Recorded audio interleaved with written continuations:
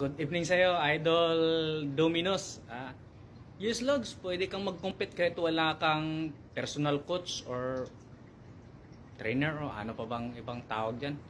Ang competition kasi para sa akin, palakasan lang ng loob eh.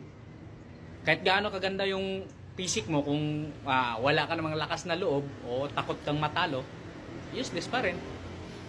Baga, ang competition kasi, hindi mo masabi na panalo ka tuwing sampa eh.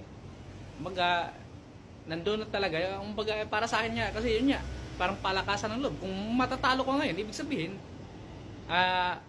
hindi pa ganun kasapat yung preparation mo. O hindi pa ganun kasapat yung na-build mong muscle or ano pa ba. Di, ang gawin mo, pagkatapos ng competition, pag natalo ka, di, dagdagan mo pa yung sipag mo. Dagdagan mo yung disiplina mo, dagdagan mo yung nutrition mo.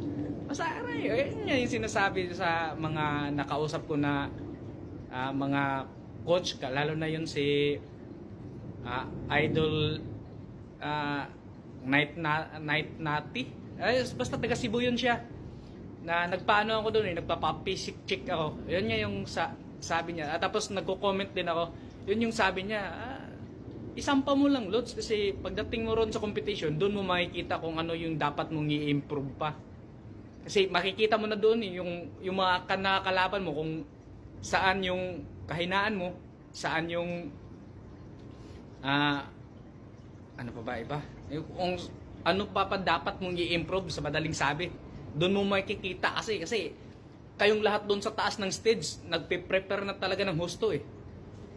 Hindi kagaya pagka i-compare mo lang yung katawan mo sa mga kasamahan mo sa gym, hindi naman yun sila nagpe-prepare talaga ng pinakamatindi talaga nilang makakaya eh. Kaya yun yung mahirap. Hindi kagaya ko doon sa taas ng stage, lahat ng mga umakyat doon, nagpe-prepare yun eh. Kaya doon mo talaga makita yung pinakamagandang comparison. Yan lang, Lods. Basta ano lang, para sa akin, lakasan lang talaga ng loob ang competition. Yung hindi tayo takot matalo. Parang willing tayo matalo tapos gusto nating mag-improve pa. Willing tayong matuto. Ganun. Yun yung ano ko, yun yung ano ba, take? Ano ba? Basta yun na yun, Lods.